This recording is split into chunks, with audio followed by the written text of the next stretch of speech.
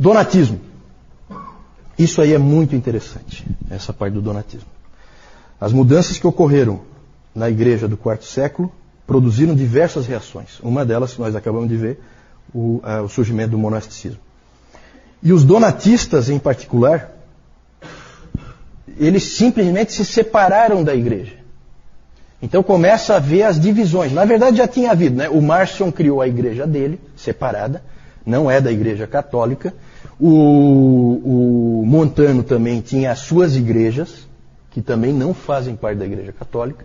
Então divisões sempre existiram. Tá? Essa história, nunca compre esse papinho de que o catolicismo romano não é como o protestantismo, que é cheio de divisões. O catolicismo romano sempre teve divisões e continua tendo. Ele é dividido internamente, completamente.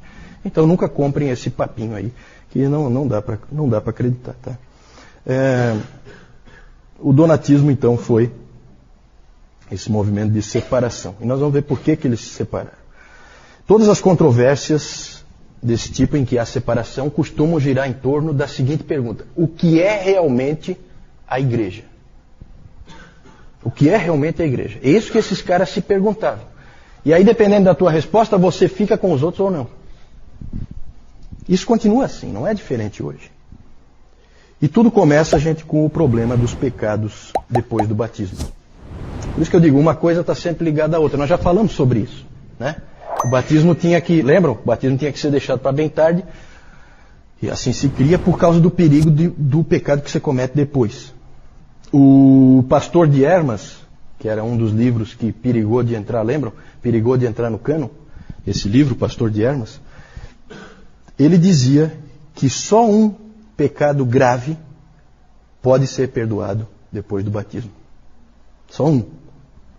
O que é um pecado grave? Né? Aí começou, né? Aí o Orígenes disse que idolatria, adultério e fornicação não poderiam ser perdoados.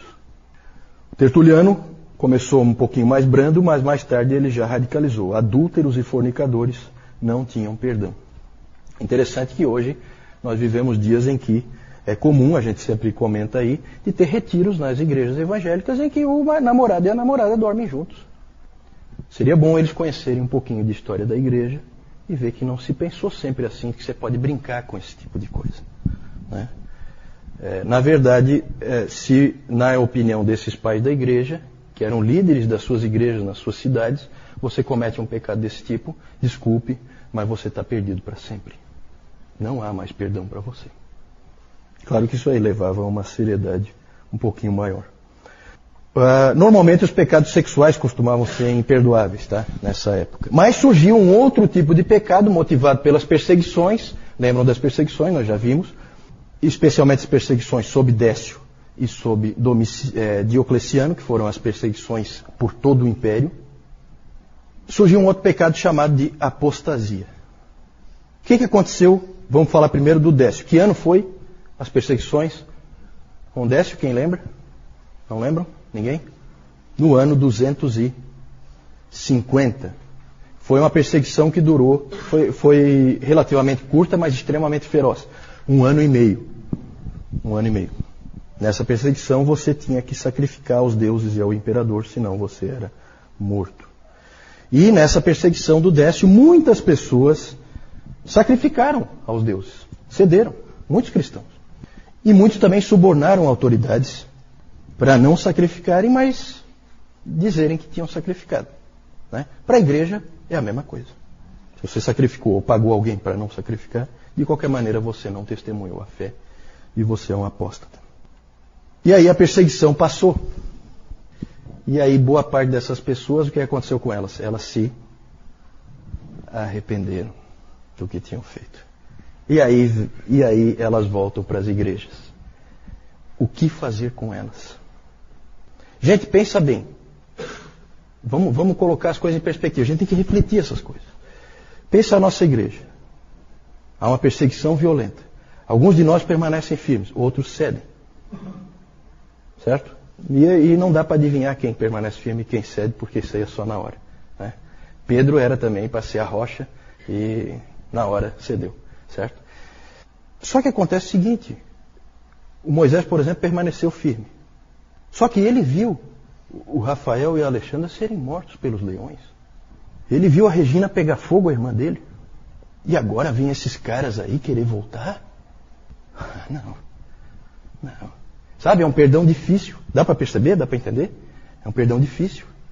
Né? Moisés com as costas rasgadas, ele não foi morto por algum motivo, mas foi chicoteado, foi torturado. E agora essa turma quer voltar. Agora acabou a perseguição, aí eles voltam. Isso foi um problema sério para a igreja. Sério. Como tratar isso aí? Surgiu então umas coisas estranhas. Surgiu então a figura dos confessores. Vou usar a ilustração que eu usei há pouco aqui, que eu acho que é interessante. O que é um confessor? Confessor é um indivíduo que permaneceu firme, mas por alguma razão não foi morto. Na minha ilustração seria o Moisés. Os outros foram mortos, ele não. Mas ele ficou firme. É que a autoridade lá na hora resolveu não matá-lo, não sei, por algum motivo. E ele então passa a ser um confessor. E aí começou a circular no meio das pessoas, na cabeça das pessoas, que quem poderia perdoar o pecado de apostasia eram os confessores. Então começou a se procurar esses indivíduos. Então Moisés seria procurado pelos apóstolos para que eles conversassem com ele e ele perdoasse.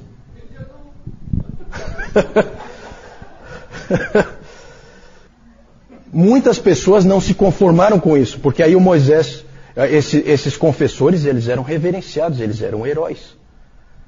A igreja via eles como heróis. Né? Claro que os que morreram também, mas aquele era um herói vivo. Né? Então, isso aí levou a um problema na igreja e levou a vários tipos de posição. Muitas pessoas, porque aí o Moisés ele ouvia a pessoa e ele passava lá um sermão nela, não sei como é que ele fazia, e a pessoa então estava perdoada, podia voltar. Só que muita gente disse, não, isso aí é perdão barato.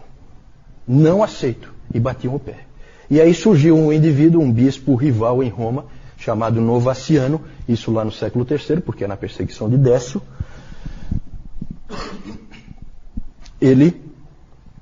Esse Novaciano bateu o pé e disse, o ponto básico, né, do que ele ensinava, é que os que haviam cedido não podiam ser aceitos de volta. Nenhum. E a igreja novaciana se espalhou-se por muitos lugares, passou a ser uma igreja separada. Houve uma divisão em torno desse aspecto. Né? Ali a gente põe donatismo, porque o donatismo é parecido, só que veio depois. Já vou falar disso. É que o donatismo é maior. Mas o novacianismo é parecido, mesmo fenômeno. E aí quem se envolveu muito nessa discussão foi Cipriano, bispo de Cartago.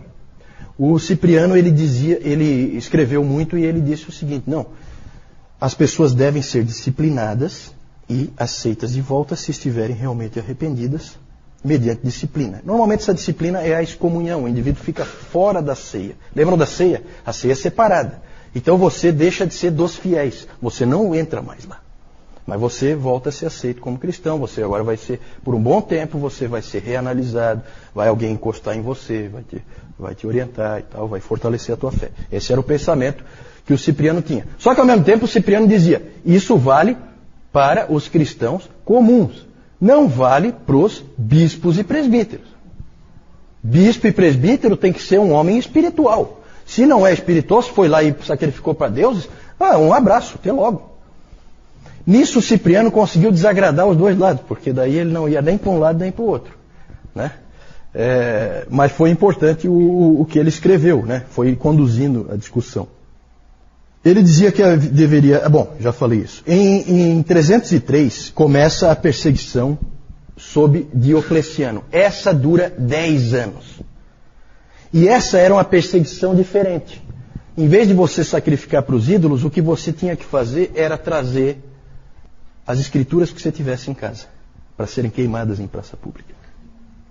Você trazia, entregava, e aí isso era queimado. Né? E você não era morto. Porque eles entendiam que se você entregou, você não é um cristão realmente. E muitas pessoas cederam. Essas pessoas foram chamadas de traditors. Os traditors. Que vem de tradere, que era trazer, entregar. Pessoas que entregavam. Daí vem o nosso termo traidor. Traidor. Traidor vem dessa palavra. Traidor vem desse evento histórico. Certo? É o indivíduo que vem e entrega aquilo que não era para ele ter entregado. Né? Os traditors. E aí o problema se repete. O que fazer com os traditors? Porque agora é em outra época, tá? Nós falamos de 250, perseguição sob Décio, agora é outra época. Mais de 50 anos depois. Perseguição sob Diocleciano. Só depois de 10 anos parou a perseguição. O que fazer com os traditors? O líder dos linha dura dessa vez chamava-se Donato. Era um bispo rival em Cartago, não em Roma, como Novaciano. E ele dizia, não tem como voltar, não aceito nenhum. E aí se criou então, ele se separou e se formou a igreja donatista, que era separada. E é interessante que é a igreja separada mesmo, tá? Em Hipona é a cidade do Agostinho. Agostinho foi bispo de Hipona. Na mesma rua de Hipona ficava a igreja do Agostinho e um pouquinho adiante a igreja donatista. Eram igrejas separadas. Certo? E essa igreja ela se espalhou principalmente no norte da África. E é interessante porque isso aí acabou havendo uma situação tão... acabou misturando elementos políticos, tá? E aí se surgiu, inclusive, uma guerra. Essas guerras religiosas, nunca acreditem que ela é puramente religiosa, tá? Quando você vê lá os irlandeses lá, os protestantes e os católicos e tal, nunca creia que aquilo ali é realmente uma guerra religiosa, tá? Sempre tem um elemento político por trás daquilo, tá? E ali também havia elementos políticos. E o interessante é que começaram a surgir donatistas radicais, conhecidos como circunceliões. Os circunceliões, alguém já ouviu esse nome, circunceliões? Os circunceliões, eles eram uns tipos esquisitos, eles viviam em tendas e eles consideravam o martírio a principal virtude cristã. E eles atacavam ferozmente os católicos. Católicos não entenda como católico romano, tá? Os católicos são a igreja única. Eles atacavam ferozmente os católicos, destruíam as igrejas dos católicos, matavam os católicos, eles eram violentos. Só que muito fiéis ao Senhor, né? Porque é interessante que eles achavam que o Senhor tinha proibido de usar a espada. Eles achavam que na palavra proibia, por causa daquela coisa de embainhar a espada, que não era para eles usarem espada, né? Então eles não usavam espada, mas usavam porrete, cacetete, tá? Coisas que o Senhor Jesus não tinha dito absolutamente nada a respeito, certo? Então vocês imaginam como que era a situação ali. O Agostinho participou ativamente de... Pode passar isso eu acho que... Isso aí mesmo, os traidores. Perseguição sobre... Aí está errado, né? Não é Domiciano, é Diocleciano. Tá? Tem um erro aí. Isso. Pode voltar?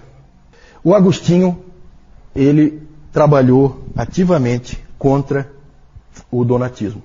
Ele insistia que a igreja no mundo é uma igreja peregrina e que ela é como a Arca de Noé. Dentro dela há animais puros e animais impuros. A pureza da igreja vem de Cristo e não dos membros dela. Isso Agostinho bateu muito nessa tecla e ele sonhava muito em ver a igreja de novo sendo uma só, porque a igreja dividida gerava todo tipo de problema, inclusive depois problemas em questão de batismo. Se você era batizado na igreja donatista, valia para a igreja, né? Um se convertia para um lado, daí para o outro, e isso aí gerava todo tipo de problema. E o que aconteceu, para resumir a história, é que o donatismo acabou condenado em 411, num concílio que foi feito, um concílio menor que foi feito ali localmente, que foi convocado pelo imperador Honório, na época, para resolver o problema. E aí ele foi condenado, o donatismo, e aí aconteceu uma coisa, pela primeira vez na história, que ia se repetir várias vezes. O donatismo foi condenado, e aí o imperador, pela força, obrigou todas as pessoas que estavam na igreja donatista a se converterem à igreja católica, certo? Então começa esse fenômeno da conversão pela força, que ia aparecer dali para frente. Acho que é a primeira vez que isso aparece, tá?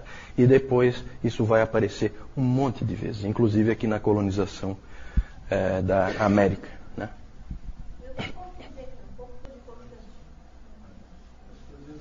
Isso é antes.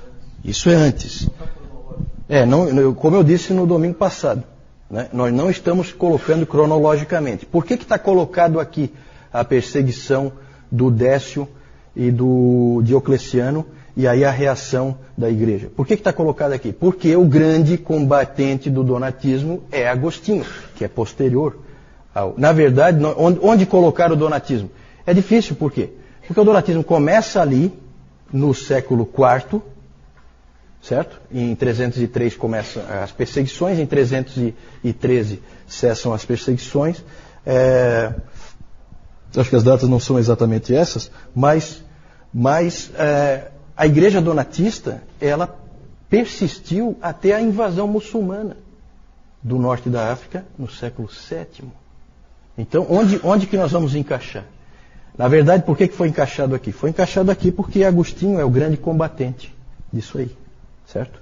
Então é só para agrupar. É como também quando nós falamos do Benedito. Nós trouxemos o Benedito um pouquinho para trás, a regra é de 540. Mas é só para encaixar num determinado tema, tá? É só uma questão de organização. Mas você tem razão, realmente, está aí um pouco fora de ordem. É que o novacianismo é anterior a Constantino e o donatismo é mais ou menos na época em que o Constantino vai aparecer. Realmente confunde um pouco, mas aí é uma questão da gente sentar com calma e se organizar. Já estou terminando aqui. Na verdade, a última informação que eu queria dar é essa. O Agostinho combateu fortemente o donatismo. Ele ficou contente que o Império e a Igreja Católica tenham prevalecido contra o donatismo, mas eu não sei se ele ficou tão contente com o uso da força para produzir conversões, né? E o Império usou